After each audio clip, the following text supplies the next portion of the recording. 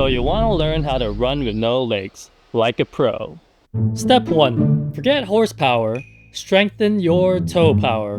This video is about how to run with no legs, but nobody said no toes.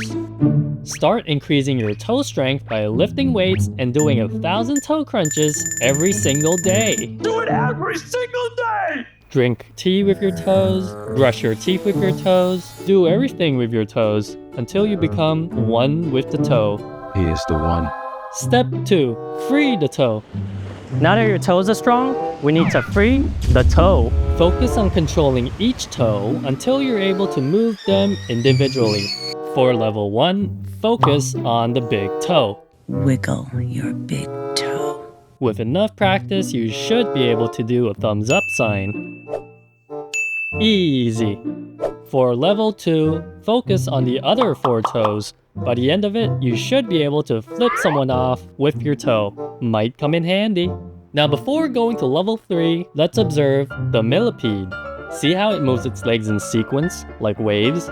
And notice how the body just glides. So to achieve level 3, we need to move our toes like the millipede.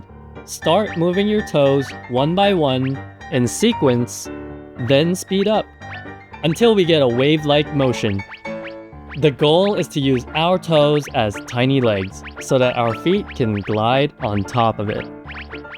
Step 3. Disguise the toe. So here's the secret. To run with no legs, we're actually running with, you guessed it, our toes. When you see a Ferrari, you don't see the engine. It's covered up to look nice. So we're gonna cover up our engine with shoes. Grab a pair of shoes and a knife and start cutting out the bottom of the shoes. So we're gonna use our strong and free toes to move our legs through our shoes. And now, you're finally ready to run with no legs. Remember to keep your feet together, get your toe engine ready inside your shoes, and let's go!